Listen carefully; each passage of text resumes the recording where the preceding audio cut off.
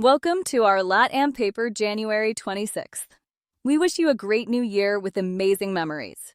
Global demand the near term setup points to slow, positive growth, not a surge. The JP Morgan Global Composite PMI eased to 52.0 in December, a 6-month low, consistent with global GDP running near 2.4% expansionary, but softer than mid-2025 and with weak forward expectations. Policy baselines from the last 3 weeks broadly frame resilient but uneven growth into early 2026. The World Bank highlights continued activity despite historic trade/policy uncertainty. While the new projections are 2.7% growth for 2026, with the US and parts of Asia doing better than Europe. Business sentiment.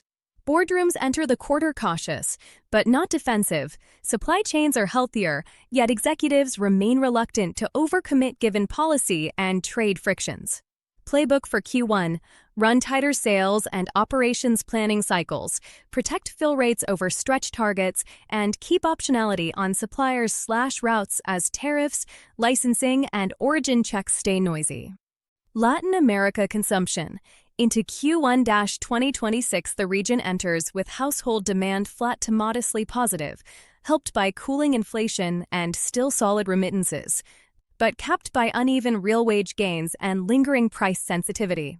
World Bank's January update puts Latin America growth near 2.3% in 2026, with most 2025 inflation readings inside or near target bands, conditions that support a cautious but stabilizing consumer backdrop.